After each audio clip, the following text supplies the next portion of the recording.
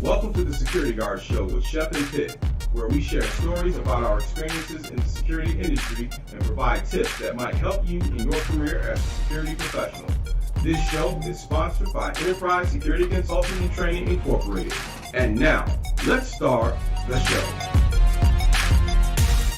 Hey, welcome to the Security Guard Show with Shep and Pitt. I'm Shep, and that guy over there is Pitt. And today we have a special guest, and our special guest today is Brian Brown. And oh, wait a minute, there he is. There's Mr. Brown right there. So, all right, let's get a wide shot, both of you guys. You can hold that up too. There you go. So I played around with the little graphics here. And the Security Guard Show is brought to you by Enterprise Security Consulting and Training Incorporated, located right here in Rochester, New York, downtown, 875 East Main Street, Suite 500, Rochester, New York, 14605. I think we should put a Cash App up, and maybe somebody, Cash App us a dime or something. It's just a thought. So today's show, we are talking about the title is, what do you do when you're not working? And so somebody's going to think, oh, you're sleeping or whatever. But that's not necessarily what we talk about, right? We talk about entendres every once in a while. Decompressing, right? So before we get into Brian's story, I'm sure Brian going to talk a little bit about this, but Saturday, we were at an event, right? We were at the Rock Summer Soul Fest. Yes, we were. Okay, we were chilling in the Sweet Dreams, right? Yes. We were doing our thing, eating expensive pizza and very expensive pizza, very expensive water. Very expensive water. Yeah, I'm just gonna say it. $22 for a 6-pack of 16x9 water. That's a lot of money. But anyway, it's a new hustle. Yeah, it is the brand. Yeah, they got their hustle going on for real, man. 6-pack of Mick Ultra was $30. So somebody ordered that by mistake in our suite, and it was like, how much is that? Yeah. Oh no, y'all come and get this right now. I told her, I said, well, you can leave it. I'm like, well, how much is it? She said, oh, I think it's $30 a 6-pack. I'm like, take it. Right. And so when I think somebody else was getting ready to order water, and I was like, listen, there's ice in the bucket and there's water coming out the spigot, so let's do that. But anyway, so we're chilling at the music fest, having a good time. Our clients and friends are with us, and you said something, and then I kind of tagged on, and you were like, this feels odd. Yeah, it just, I don't even know how to explain it, but you're supposed to be relaxing, and you're in the environment that you've always been working in, and you're supposed to be relaxing. Exactly. So I was thinking the same thing. I said this a few times Saturday night. Normally, if I've never attended the music fest as a spectator, I've always been there in a position of working security, and whether it's a music fest, concerts, it's very few concerts that I've been to where I was not working. It's like, what do you do? How do you decompress in a place that you are normally used to working at? How do you even enjoy yourself? And I kind of been out of some stuff for a long time now, so I've pretty much learned how to do that. But you still, you still in this work. Talk about that for a moment. It just felt like I wasn't doing my job. You didn't have a job to do. Your job was to sit there, enjoy the show. And I tried to do that, but it wasn't even drinking. I don't know, probably if I had a few drinks, I probably would have relaxed more, but right. It was just odd. So, real quick, let me say this, because I know there's some funky stuff going on with my shirt. If anybody, I don't know how it looks on the screen, but I have a polka dotted shirt. So note to self, don't wear polka dots when you got to get ready to do a live broadcast. Yes, people still wear polka dots. Yeah. And Kwame was at the music fest, so it's a polka dot thing right now. Although he had those big giant polka dots back in the day. I don't think he had any polka dots on Saturday. But anyway, I digress. you were saying it just felt weird. It did. Brian, have you been in a situation where you would normally be working, but you're there to enjoy yourself? Yes, I have, but mentality of a sheepdog, which people in the security field may consider sheepdogs, you're never going to put your guard down, or should not put your guard down. So you're out there relaxing, still going to have the situation awareness and be more tuned to your surroundings and people's going on than those who are not being trained in security or who even wish to be security. Right. So here I am, I'm thinking, I'm here to have a good time. Let me not involve myself in the happenings, so to speak, because I really just want to enjoy myself. But sometimes, and I'm sure there's somebody that's watching or will watch this. Sometimes we find ourselves still trying to figure out how we can involve ourselves in whatever. They ain't got nothing to do with us. They ain't got nothing to do with us. Well, one thing you can look at is how can I get out of a situation and flee for my life? So if you get the jump on the run, you might say the jump on the run because you're looking and attuned to your surroundings. Well, for me now that's something I do all the time. Now, I mean, just when my wife and I go out to eat, we go out to eat a lot. I'm never sitting with my back to the door or to a window if I can help it, right? Because of that situational awareness. I need to be able to see the room, and preferably I like to sit in a place where I can see the whole room. If I feel like I can't see the whole room, I'm feeling some kind of way. See the whole room. Put me in the back in the corner, close to it, right by the door. Right. So Brian, I don't know if you remember this, but you and I had a situation. This was many years ago. And for those who don't know, Brian and I go way back together, working. I mean, we were back to back throwing down in some places, right? Oh yeah. But there was a situation, and I was talking about this to somebody. I don't know, maybe it was. I don't know if it was a training class or was I just talking to somebody. But we were at Carpe Diem. I can say it now because it's closed. Carpe Diem. It was Shakademus and Pliers. Plies, whatever his name, Pliers, whatever his name is. But anyway, that guy, those two guys were here, and you were trying to put somebody out who was smoking weed over in the corner by the bar, and I don't know, somehow, I don't know if you radioed for me or whatever, but I came over and I was helping you, and we were steady trying to get this dude out, and we almost had him out, and if my friend Chucky is listening, Chucky Cheese was there, not Chucky Cheese the mouse, but Chucky Cheese Graham was there, and it was like it was us against them, the two guys who were standing up against the wall, and then one of our other co-workers came. It was Wayne Harris. Wayne came because we couldn't get the guy to leave. And Wayne came over and he starts talking at the guy, telling him he's got to leave, or if he doesn't, he's going to get you and I and Chuck to put him out.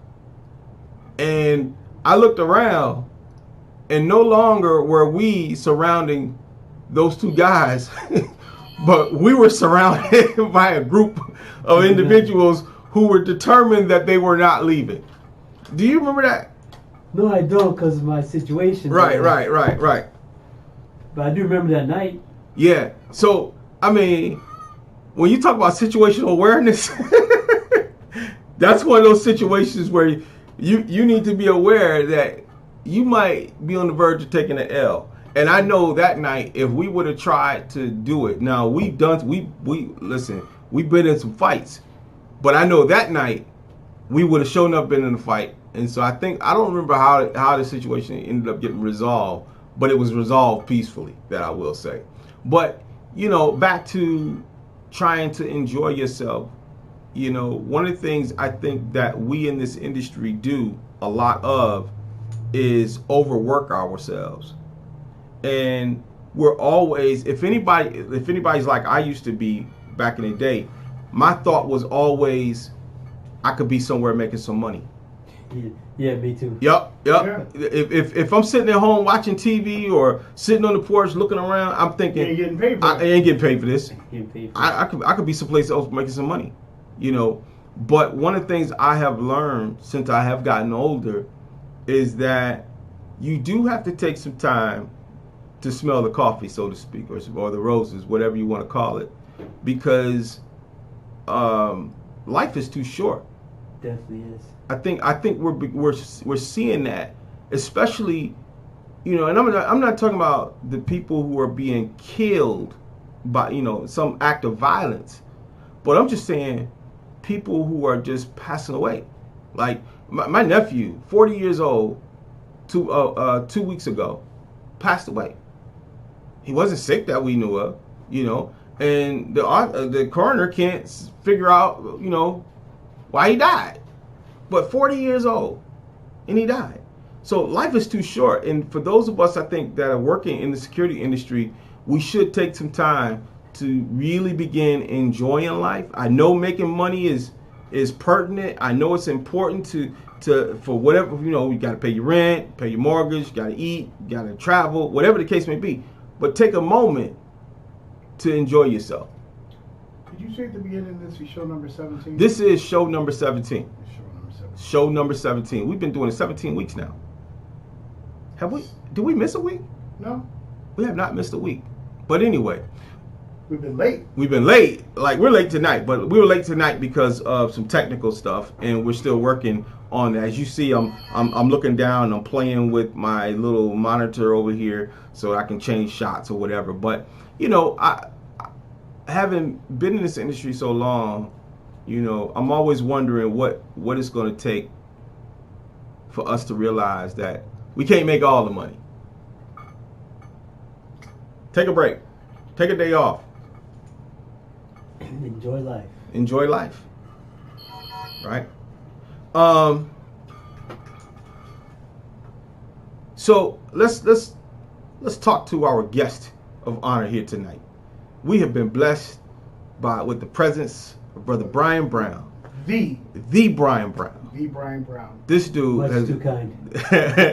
this dude has been around a long time. Like I said, and there's a lot of things that I teach in my classes now that Brian taught me, right? And I'm not gonna go into it because we just talked about it before we started the broadcast. No secrets. Some of the, but I've already told the secrets. But anyway, I ain't gonna get deep into it. But Brian has you know, taught me a lot of things in this industry, and I think we kind of bounced off of each other many occasions. Definitely. So, Brian, let's talk about when did you start working in the security industry? I know you were in the military. What branch of military were you in? Air Force and Army. Air Force and the Army. Actually, it started off. When I went in the Air Force, I was supposed to go in the aerospace program, and physically had a medical issue that couldn't allow me to pass the flight physical. Okay. So they got me an opportunity to be law enforcement. I didn't want to do it. Worked on nuclear weapons, high priority Party A equipment, and I don't want nothing to do with it. The guy said, "You got law enforcement." I've always been a big dog lover. Right. So I'll go K9. And I volunteered for K9 and went K9. And soon at that, I went overseas. Stayed overseas for 4 years. Okay. All right. And then when I came back, got out of the Air Force, started college. A good part-time job was security. Work around my schedule, and therefore that's why I started probably 1990-ish. 90-ish. 1990-ish. It's funny because some of the people we got working for us Weren't even born. And when I look at their birth dates, I'm tripping because I can kind of remember where I was in that year, in that time. Right. We're not quite that old where we forgot. Well, there are some cases I'm trying to figure out what I did yesterday, and that's the truth. Yeah. But I know anybody who knows Brian knows that you were involved with K9s. Yes, sir. And so what was it like for you to train K9s to do security work? Well, it was fun actually. When I volunteered for K9 division, and I was in the Air Force. They actually talk about age. I used to like to watch James Bond movies. And watch the things about the Cold War. Lo and behold, I was in the Cold War at the end of it. Right. So 89, 90, that's when the Berlin Wall fell. But working with the dog overseas was like walking the dog. And great experience to have somebody with you that can detect people before you know they're there. Right. Dog can smell, sight, hear, all sorts of senses that alert us and other military personnel to the presence of other people. And when I got out, I loved working with dogs, and I continued to work with dogs.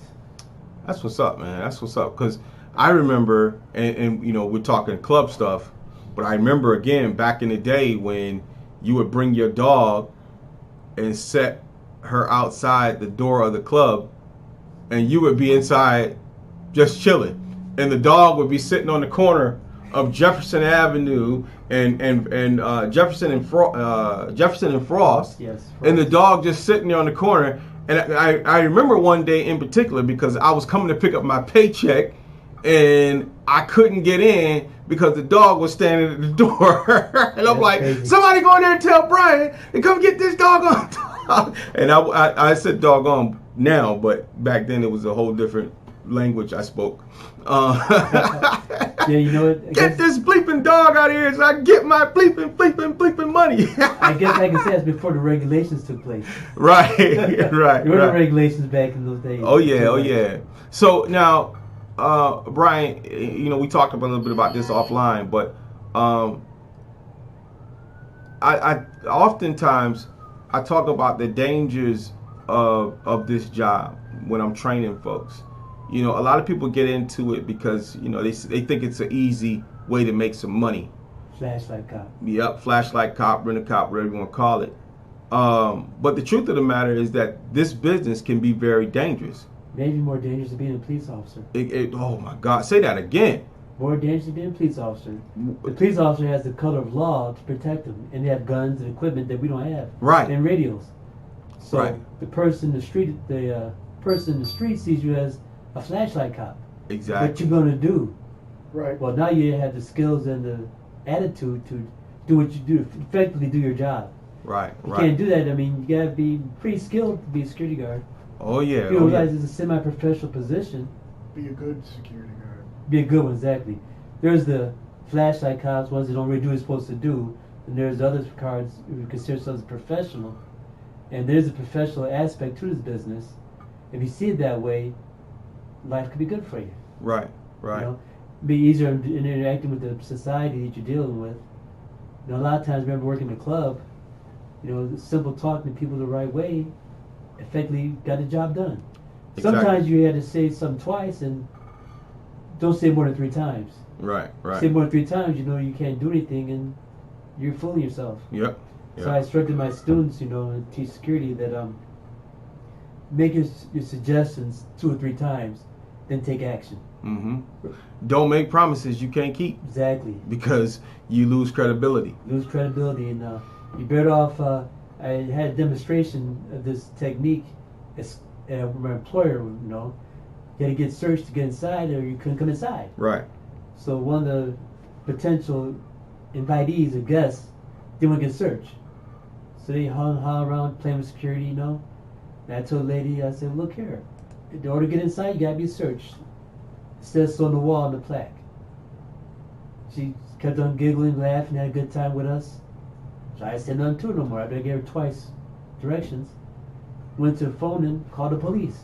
Said nothing to her. Just ignored like, yeah, okay, c'est la vie. And then the cop came in and said, here's your ride. Now you're trespassing. Right. They say too much to her after a while. You just say it twice and don't lose power. You can't enforce it. You can't put your hands on them. Yeah. Then the guys get paid the big dollars to do it. Now you are also what I would call a walking miracle, an example of a miracle, because of what you've gone through. If you don't mind, talk a little bit about what happened to you. Well, first to give all the glory to God, you know, and I always bring God with me wherever I go. I tried to, even though when I was not living right per se. I brought him, you know, I used to pray every day when we do security work. I prayed. One day I was supposed to go to Iraq, and the guy called off a job to the armed security. I took his position. I've done the job for years, Thought I'd be all right working bad neighborhoods, This one particular day, I was shot in the head with a 12-gauge shotgun. Just a miracle. I couldn't walk, couldn't talk. Wasn't supposed to make it through the night, Right. Being in situation awareness, still you could get caught out there. Yeah. People get ambushed all the time in the military. Rangers, special ops, SEALs. Ambush is ambush. Yep. All we can do is mitigate certain risks by maybe not reading magazines, books, or talking to girls on the job. Beware that you could be a real target to the bad guy or gal. Right. Or anybody that's walking around, The bad person. So bad person. Man, you hit right where we need to hit, because a lot of times you see security guards, they stuck on their phone. Everybody's connected to their phone today, right? And I'm connected to mine. I am very well connected to mine, and a lot of people, they aren't really paying attention.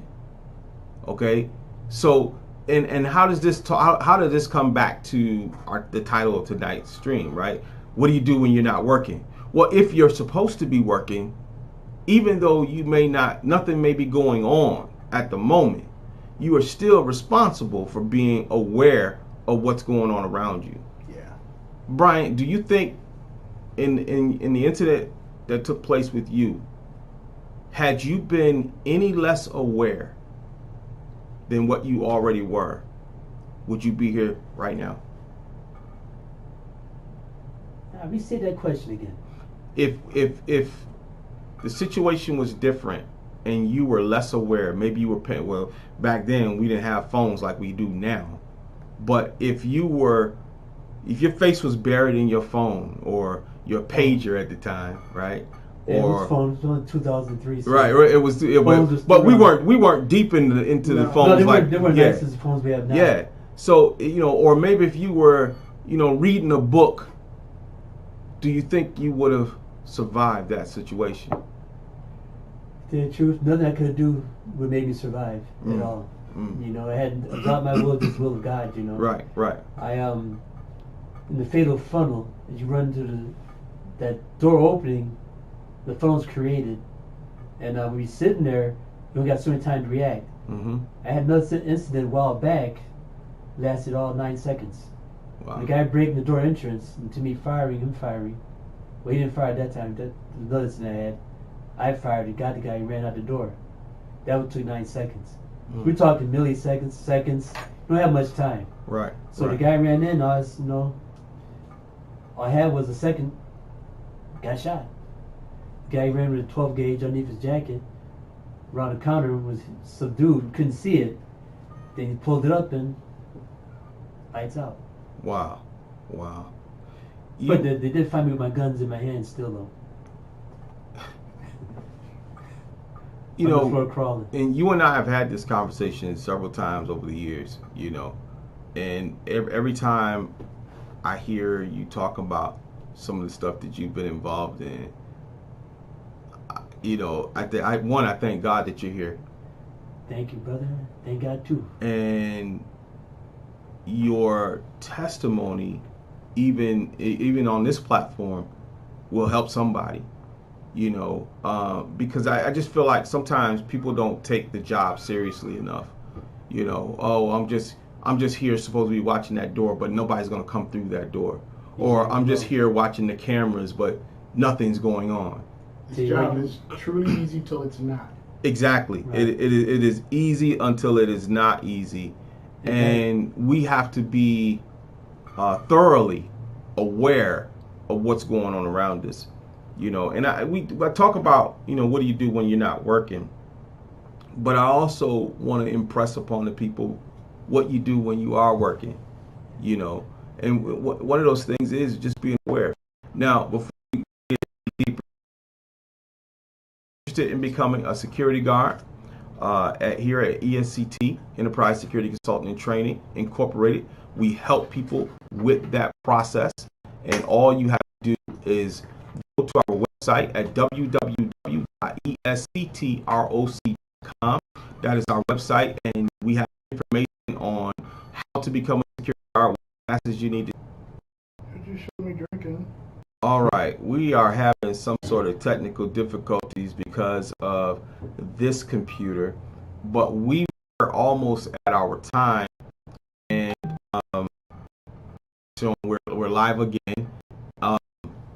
But anyway, we are Enterprise Security Consulting and Training Incorporated. Make sure you check out our website, www.esctroc.com, and you can call us at 585-484-45. I want to let you know that we are still hiring per diem security guards. So make sure you give us a holler or inbox Facebook, and we all the information we can. We are going to prepare to let go of this conversation because this computer is really acting up. Soon we'll be coming to you live from the new podcast studio, and there'll be much more information about that. So right now I'm going to get ready to close out this broadcast, and I'm going to say last word, Brother Brian. Yeah, what we do when decompress, the question is prepare for the job. Physical activity increase your chances of surviving encounters.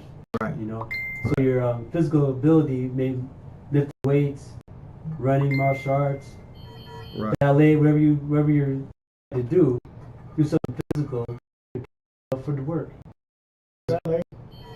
Yeah, it's a lot of work, ballet. Prepare yourself for the work. That's the last word from Brother Brian. Last words, Pitt?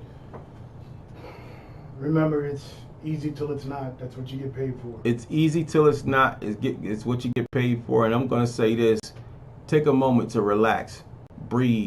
Relax. Nothing rest. wrong with letting your hair down. Nothing wrong with it. So until next time, we'll be here next week, next Tuesday, 7 o'clock p.m., the Security Guard Show with Shep and Pitt, right here from the Enterprise Security Consulting and Training offices located in downtown Rochester, New York. Take care. Be safe. Be blessed. No, you said be safe. All right.